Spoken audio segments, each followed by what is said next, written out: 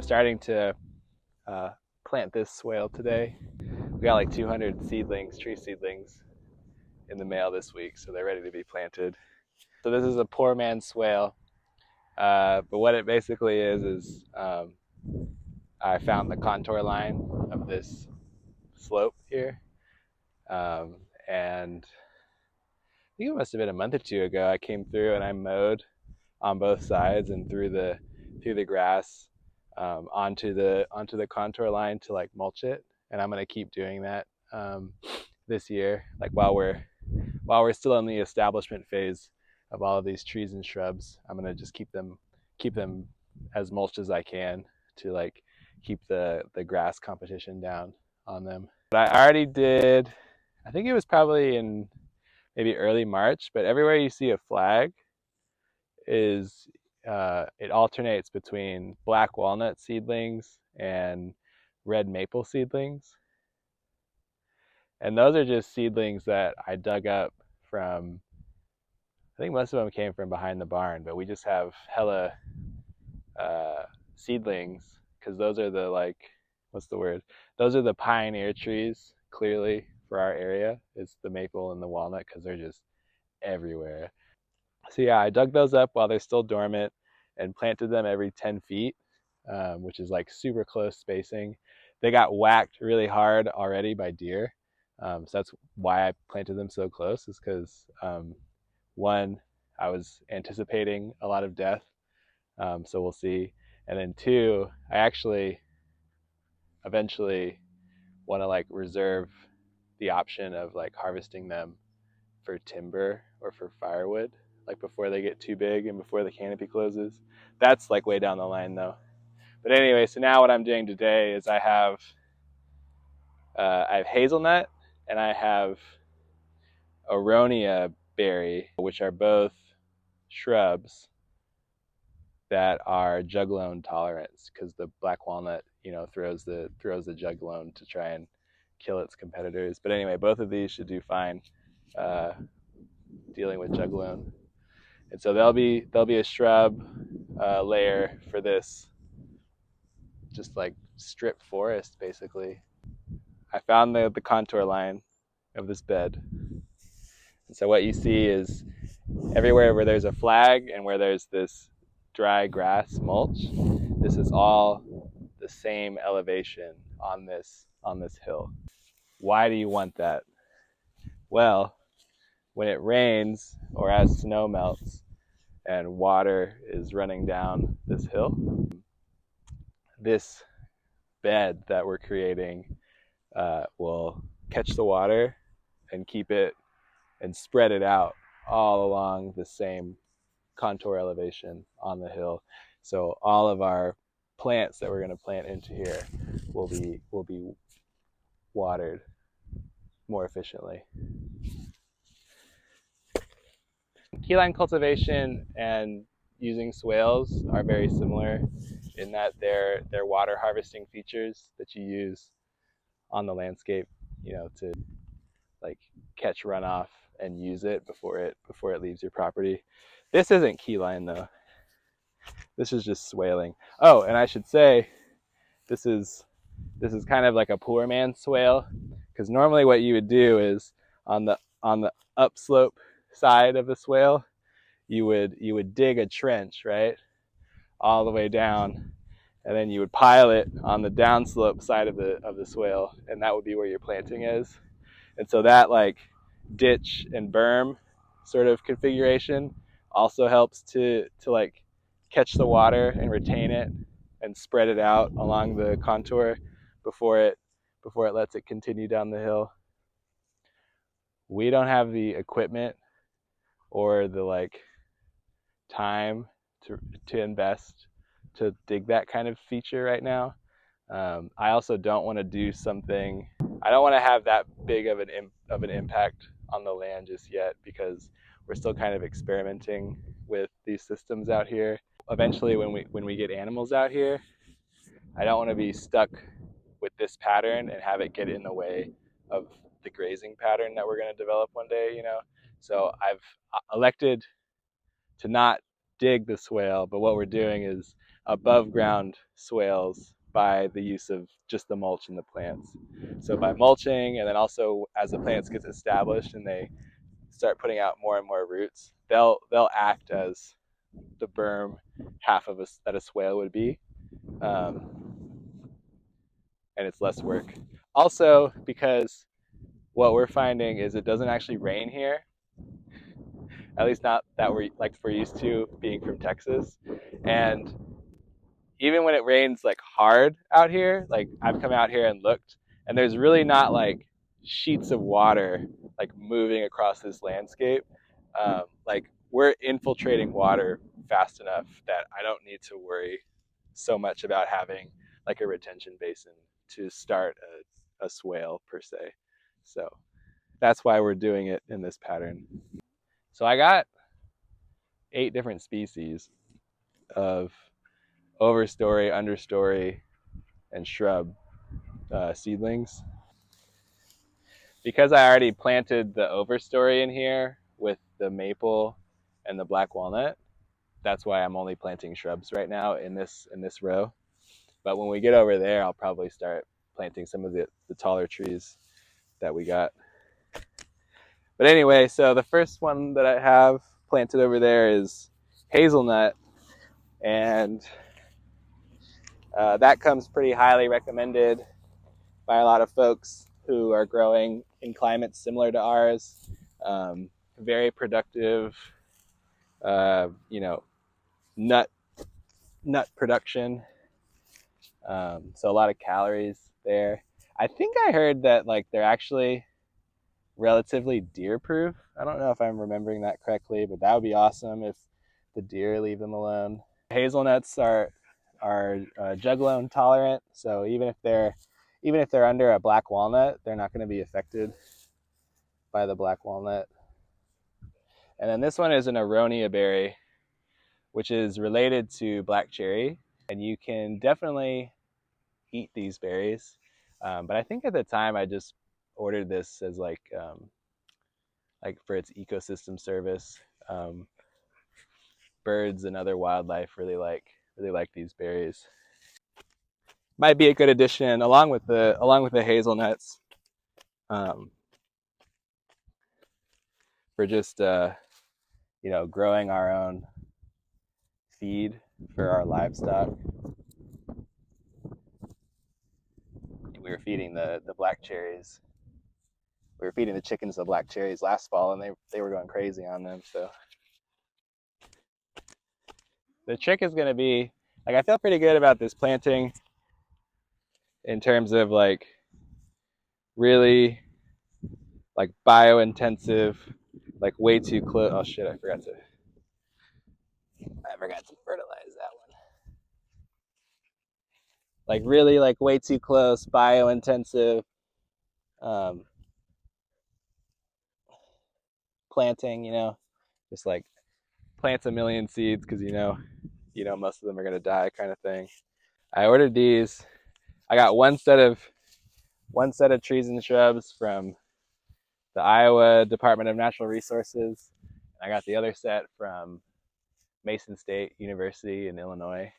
And all of these seedlings they were all around $1 each, So 200 little trees. They were all around $1. Probably paid like $20 or $30 in shipping, but just a really good way to like jumpstart this SilvoPasture that we're dreaming about. Did they hand me that fertilizer?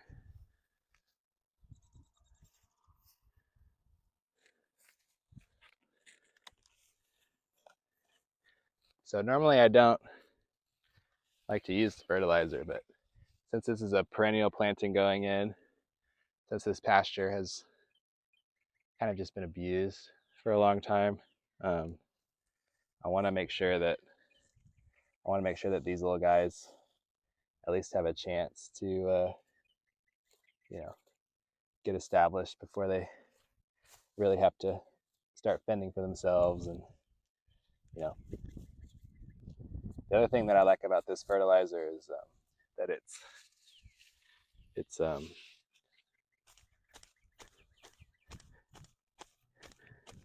it's a biological amendment, not just a not just a nutrient amendment. So it's inoculated with a lot of beneficial soil microbes, bacteria, fungi, all that kind of stuff. So uh, putting all of that straight into the hole um, helps get those soil communities started again, where maybe they were missing, or they had gone to sleep, or whatever. This grass is pretty much a monoculture unto its own. Its roots are really not that deep. Um, got a lot of cool earthworm activity in this soil, so that's always nice. But yeah, I really wouldn't count on this soil being like perfectly biologically ready to move up in ecological succession to support these woody species without a little bit of a push at first. So the concept that we're going after out here is SilvoPasture. Silvo meaning, I don't know what it actually means, but it has to do with trees. And pasture, obviously, grazing animals, which, if the goats would stop being so stubborn, we could get them out here soon. But what you get is this like 1 + 1 = 10 sort of effect, where it's not just grass plus trees. You have the yields from the trees, fruit, nuts, acorns. You also get shade. So, the animals have shade during the heat of the day, so they're less stressed, so they grow faster. The grass actually will grow faster with a little bit of shade, same reason, because it's less stressed out. There's a water savings. So even though these trees and shrubs are technically using the water, which is a silly way to think about the water cycle anyway, um, because this feature is catching water as it moves across our land, it's actually sending it down into the soil and back into the water table, wherever it is or however deep it is here. I don't know. These serve as windbreaks, and oh my God, like, this is the windiest place I've ever lived. I didn't know. I thought I knew what wind was living in Houston and doing hurricanes and that kind of thing, but it just feels like it's just all the time here. So any kind of windbreak for people and animals and wildlife to enjoy is another benefit. Anyway, like I said, it's like 1 + 1 = 10. It's just, they say people have a misconception about forests being like, they are climax ecosystems in a sense, but they're not the most biologically diverse or active ecosystems. It's actually on the forest's edge. So where forest meets like grassy savanna or pasture, it's right on that edge where both of those biomes meet. That's actually where there's the most biological abundance and diversity and activity and nutrient cycling and shade light dynamics and all of that kind of thing. So by literally just planting a forest that's 30 inches wide, I mean, it'll be wider one day, but to start out, that's 30 inches wide, you're like mimicking that effect, or you're creating that effect, but on a much larger scale. Because if I do it here and over there, and I do it another 20 feet downhill, like, you have these forest edges, 10 times that would happen like sort of naturally in a naturally occurring ecosystem, whatever that means. Yeah, you just sort of juicing nature, but like in a good way. So I love it. It's really exciting. Even the sort of big ag state extension service, corporate farming. Even they're starting to do a lot more research and take SilvoPasture seriously. Um, so yeah, that's just awesome. Now it's just a matter of convincing people, because I think any regular rancher, grazer or whatever would sort of, I think on the surface of it, scoff at the idea of like taking even this much ground out of pasture. In theory, it seems sort of counterintuitive on the face of it. Like, my animals eat grass. Like, why would I purposely grow less grass? But like I was saying earlier, you actually end up growing more grass because it's less stressed out, and you end up growing more meat on the same amount of grass because your animals are able to convert it more efficiently because they're less stressed out. It's just really cool. I'm kind of surprised. I thought there'd be a lot more death, but the survivorship on both the black walnuts and on the maples so far is actually pretty good. The maples in particular are all already budding, so that's exciting. Like 11, I don't know, probably about 100 feet. Just a nice, easy one to start out with. This is the farthest planting that I've done out here so far, but in terms of like this pasture, it is still like the closest to the house. So we'll be able to walk by it and check on it as needed. Oh, another thing I'm doing, I feel pretty smart about this too, is I'm planting one of each of these trees up in our garden by the house. So like I just planted a hazelnut over there by the chickens. And so the idea with that is like we walk out the door and we go, oh, look at the hazelnut is flowering, or oh, the hazelnut is setting its nuts for the year or whatever. It'll just make it a lot easier for us to like keep an eye on the trees up there, and then we can use those as the signal for what's going on down here. I feel pretty I feel pretty smart about that one. Dang it, I forgot to. Yeah, that's how infrequently I use this stuff. So it's a lot better to get this stuff like right next to the roots. Again, because it's bioactive, and we want all those bacteria and fungi to wake up and like go right to work with their little root relationship. But they'll find it and it'll soak in.